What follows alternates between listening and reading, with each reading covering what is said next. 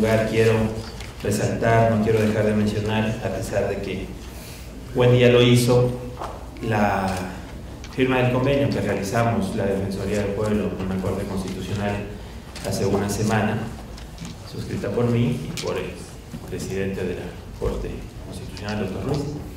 Creo que es un convenio muy importante en cuanto nos va a permitir desarrollar nuestras fortalezas conjuntamente en busca de mayor beneficio en el tema de los derechos humanos para la ciudadanía. Especialmente vamos a juntar nuestras fortalezas en el área de educación. Sin duda alguna, ambos hemos desarrollado espacios de educación que consideramos que si nos unimos podemos lograr precisamente un mayor impulso en el área de los derechos humanos. Así que estamos muy comprometidos y este es uno de los primeros pasos que damos como desarrollo del convenio que hemos firmado.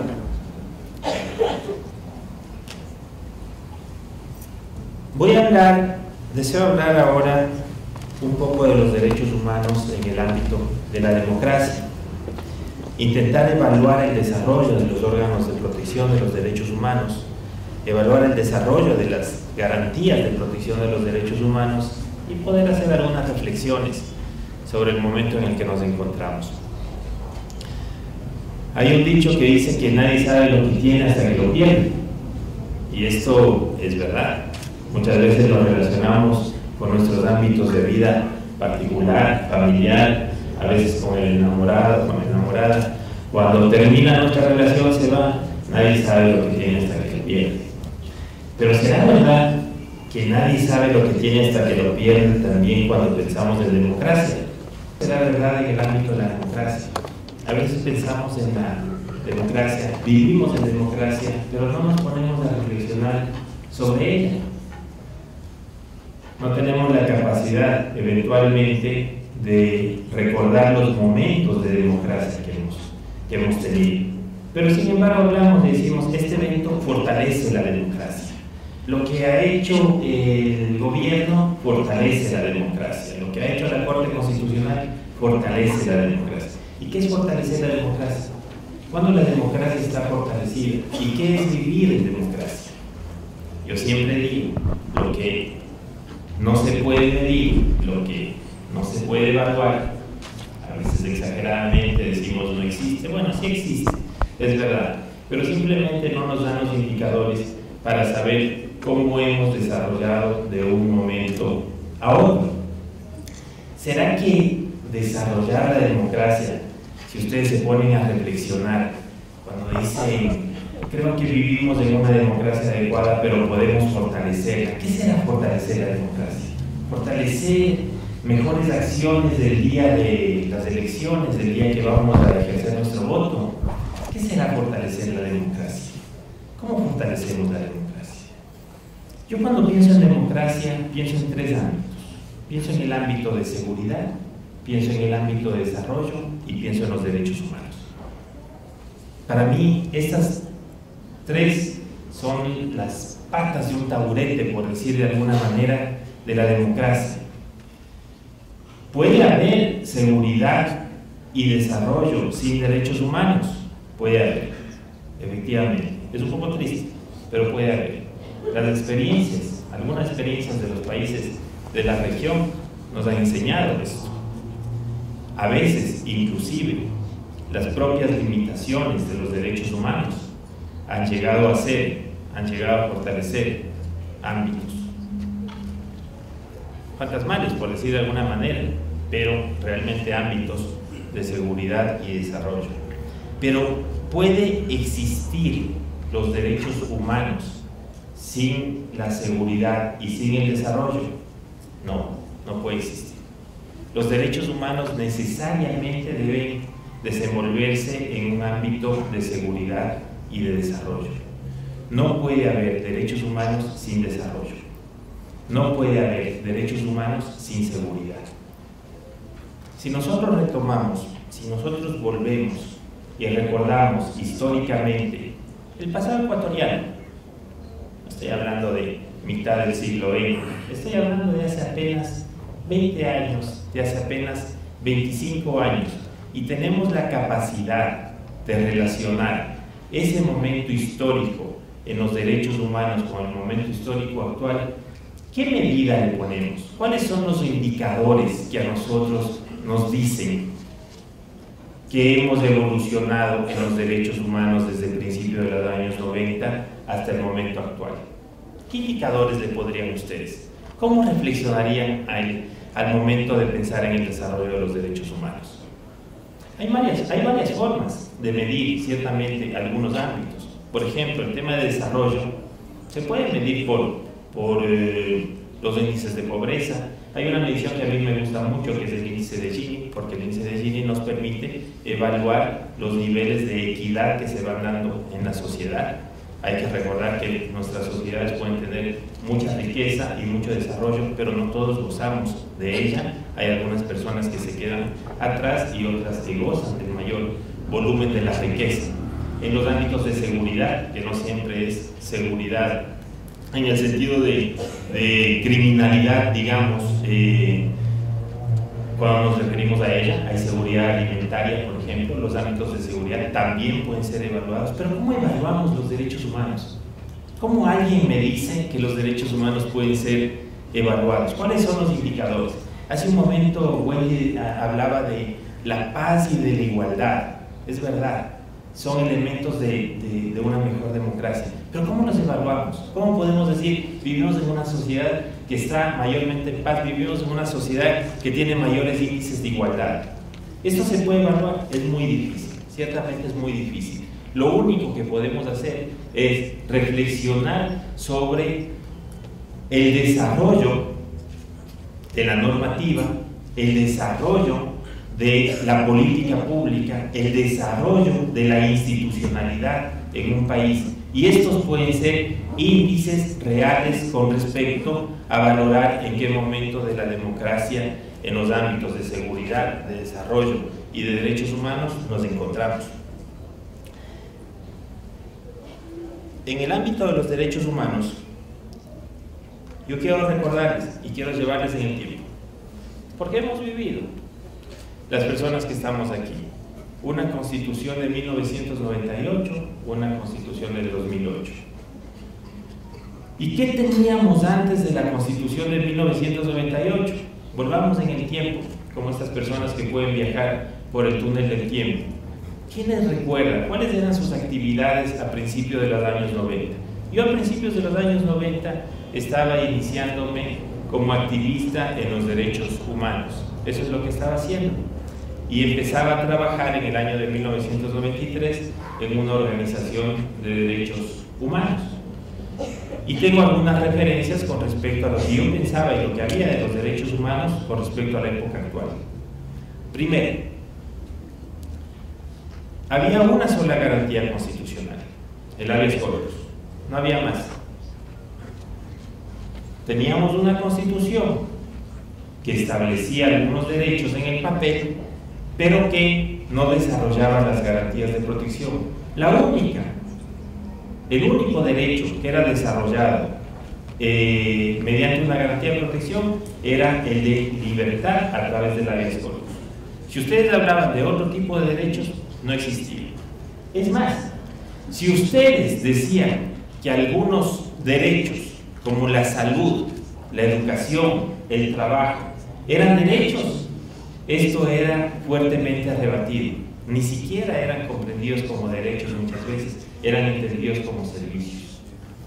Eso teníamos en el ámbito normativo. ¿Qué teníamos en el ámbito institucional? Para 1992, el Tribunal Constitucional no tomaba decisiones definitivas, es decir, sus decisiones tenían que ser sometidas aún a la Corte Suprema de Justicia de entonces para que sean validadas. Ese era nuestro Tribunal Constitucional entonces. En institucionalidad, por cierto, no había Defensoría del Pueblo, no había Defensoría Pública, no había Consejo de la Judicatura. Esa era la institucionalidad de entonces. ¿Qué situación de vigencia de los derechos humanos comparativamente teníamos respecto a inicios de los años 90 con respecto a la situación actual? Solamente en los temas que estoy mencionando. Vino la Constitución de 1998 y ya tuvimos algunos avances. Ya había Defensoría del Pueblo, era bueno, estaba en el papel. Para 1998 se estaba nombrando al primer defensor del pueblo. La Defensoría del Pueblo existe en el papel constitucional desde 1996. Se habían desarrollado algunas competencias del Tribunal Constitucional, continuaba llamándose Tribunal Constitucional, pero ya no tenía que someter sus decisiones a la Corte Suprema de Justicia. Teníamos una mejor clasificación de los derechos en 1998. ¿Quién recuerda esa Constitución de 1998 que nos decía los derechos civiles y políticos, los derechos económicos, sociales y culturales, los derechos colectivos y de los pueblos indígenas? Así era nuestra Constitución de 1998. Teníamos ya 3 garantías. Teníamos la acción de amparo, que se llamaba, por cierto, recurso de amparo. Teníamos lo que se llamaba el recurso de habeas data y teníamos el recurso de habeas corpus. Teníamos 3 garantías ya. Pero, si ustedes evalúan, quienes han estado cercanos al derecho constitucional, esas garantías, especialmente el recurso de amparo, se encontraba limitada para ser aplicada únicamente con los derechos civiles y políticos. A nadie se le ocurría poner una acción de amparo por proteger el derecho a la salud o por proteger el derecho a la educación. Eso era negado en el ámbito judicial. Un juez no iba a conceder una acción de amparo en esos ámbitos del derecho. Seguía siendo entendido como un servicio que no podía ser sujeto de protección en el ámbito judicial. Eso teníamos para el año de 1998.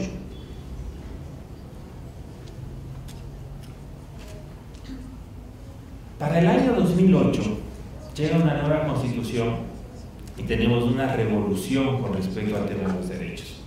Si ustedes han hecho el análisis, resulta que se terminaron los derechos civiles y políticos, los derechos económicos, sociales y culturales, los derechos de los pueblos, y se hace una nueva clasificación de los derechos, en derechos del buen vivir, en derechos de libertad. Se hace una nueva clasificación de los derechos en donde vemos que estos quedan incluidos y entendidos de manera integral en el ámbito de su protección. Yo creo que uno de los grandes avances de la Constitución del 2008 es haber conceptualizado que todos los derechos son exigibles y todos los derechos son justiciables. Posiblemente ese es el paso realmente cualitativo que da la Constitución de 1998 al año 2008. Antes no todos los derechos eran exigibles, no todos los derechos se podían llevar al ámbito de la justicia. Ahora sí, así lo dice la Constitución. Además, la Constitución nos da un contexto de democracia, cuando en el artículo 1 dice que el Ecuador es un Estado de justicia y derechos. Ya no es un Estado de derecho. Ya no es un Estado por el que tiene que acudir a las leyes para saber cómo se van resolviendo las causas. No, ya es un Estado de derechos. Y aquí hay una diferencia muy grande entre ser un Estado de derecho en el que aplica la normativa a ser un Estado de derechos en donde la primacía descansa precisamente en la vigencia de nuestros derechos, de todos nuestros derechos. Fíjense en estos saltos cualitativos. Somos un Estado de justicia y derechos, todos los derechos son exigibles y justiciables. Encontramos una nueva clasificación de derechos en donde todos se convierten en integrales, pero algo más, algo muy importante, algo impensable además, inclusive para las personas que trabajábamos en el derecho constitucional. Para el año 2008 fue sorpresivo. Ya las garantías de protección no eran solamente jurisdiccionales. La Constitución nos empezó a hablar de unas garantías normativas y de unas garantías de política pública. ¿Qué es esto? Cuando nosotros somos formados en el ámbito del litigio, somos abogados, nos encanta litigar, a unos más que a otros, pero cuando somos formados en este ámbito, inmediatamente pensamos que la forma de resolución de los conflictos o la forma de hacer realidad o hacer vigente nuestros derechos es poder llevarlos al ámbito judicial para que una persona resuelva sobre ellos. Pero será la única. Esa será la forma natural de relacionarnos. ¿No será que la sociedad y el Estado ecuatoriano precisamente tiene que encontrar otras formas que eviten que los conflictos para hacer realidad un derecho, para proteger un derecho, tengan que ser llevados al ámbito judicial? Por supuesto que sí. Un derecho pasa a tener vigencia cuando tiene normativa suficiente, cuando tiene institucionalidad suficiente, cuando es promocionado de manera adecuada. Y en nada de lo que he mencionado seguramente tiene que ver el ámbito judicial, o no necesariamente tiene que ver, tener normativa suficiente. Si ustedes acuden a un municipio del país y le dicen, ¿qué ordenanza usted ha desarrollado con respecto a los adultos mayores? El alcalde les queda viendo y dice, no sabía que tenía que desarrollar una ordenanza con respecto a los adultos mayores. ¿Usted qué ordenanza ha desarrollado con respecto a la protección de los derechos del colectivo LGBT? En el país muy pocos, les digo, ¿no? Ha habido intentos, pero muy pocos. ¿Qué ordenanza se ha desarrollado con respecto a los colectivos, al colectivo de personas con discapacidad? Sin embargo, ustedes van por la ciudad y se dan cuenta que la accesibilidad física en nuestro país aún es muy baja. Fíjense, el ámbito normativo no está desarrollado. Y en el ámbito normativo nacional ocurre lo mismo. ¿Cuántas leyes, mejor dicho, cuánta ausencia de normativa tenemos con respecto a la protección de los derechos? Y la Constitución nos dice, hay garantías normativas. Dice, todas las instituciones que tienen a su cargo desarrollar normativa tienen que incorporar en ella los derechos humanos.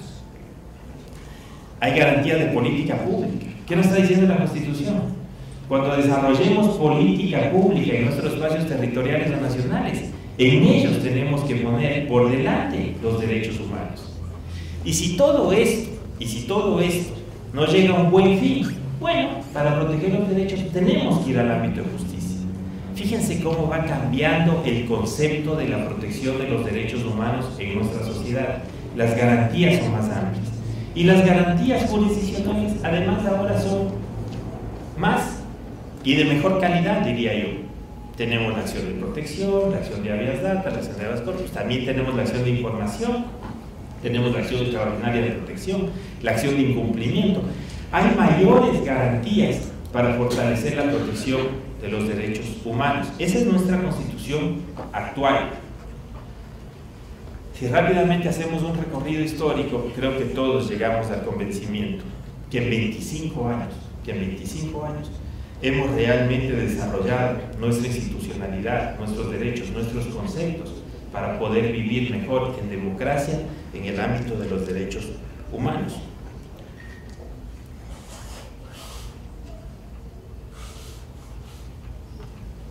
Quiero centrarme, para ir concluyendo, en una de estas garantías, en la acción de protección. Se dice que la acción de protección reemplazó al antiguo recurso de amparo. En parte es verdad,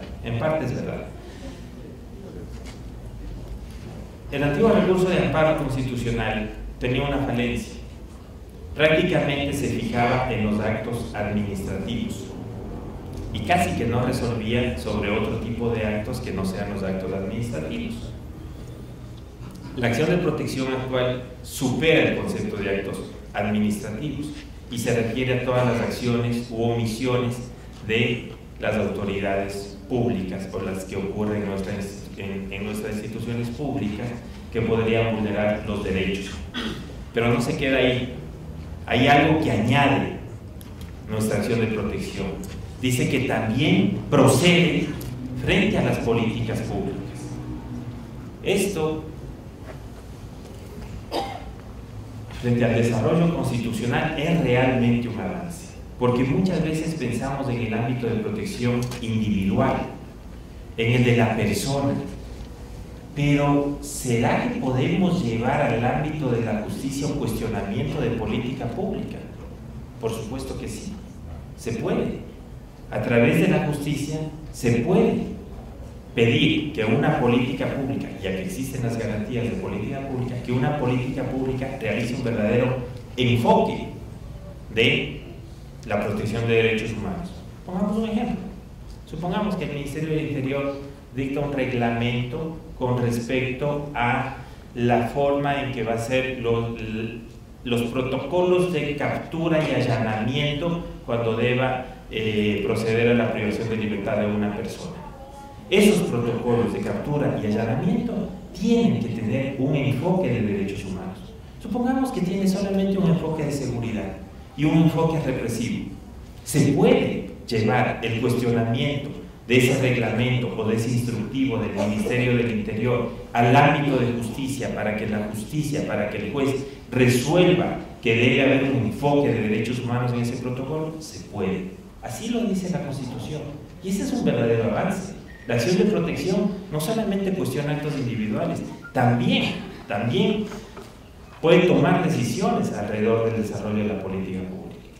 Y algo más señala la acción de protección, que es muy importante.